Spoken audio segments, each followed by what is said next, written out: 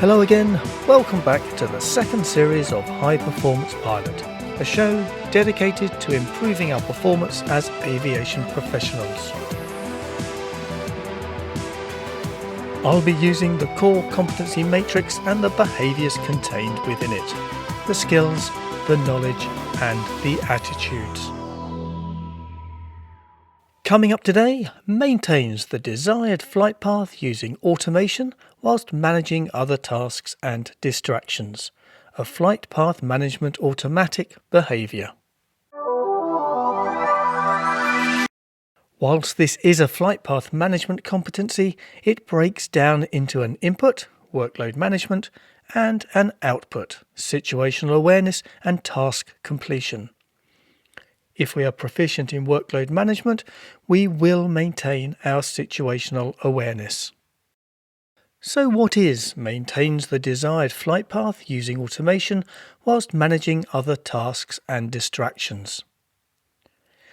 This behaviour highlights the fundamental fact that as professional pilots we manage an operation, with flying the aircraft simply being one of the tasks involved, albeit a primary one.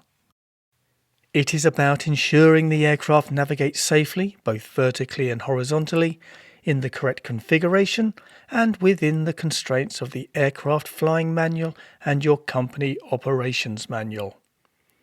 Whilst doing this, we must simultaneously manage the variety of tasks, responsibilities and distractions that make up our operational day. Now that's a lot to say, let alone to put into practice. We'll see how we do it shortly. So why is this behaviour important?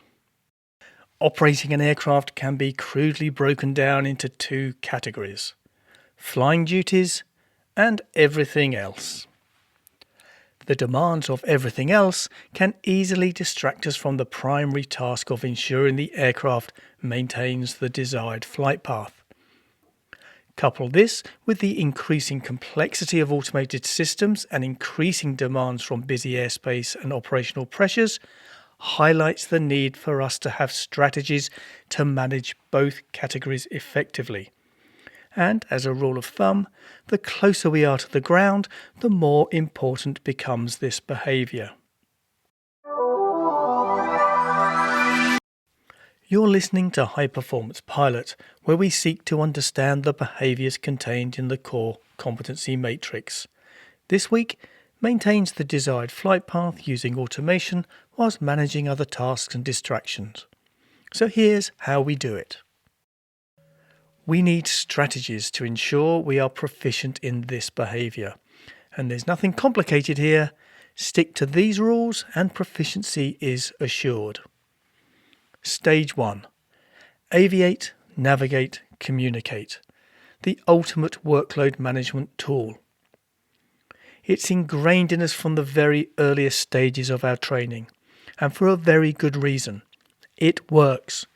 Employ this strategy and you're halfway there. Stage 2. Conform to the behaviours outlined in leadership and teamwork. Adhere to your pilot monitoring or pilot flying duty and effectively utilise both crew members. It sounds easy, but how often do both pilots get caught up in solving a problem or resolving an issue, whilst neglecting the flight path of the aircraft? So, start by sticking to your assigned roles.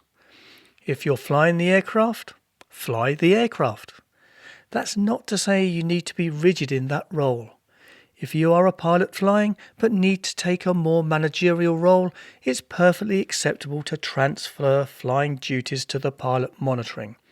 For example, during non-normal or emergency situations. Stage 3.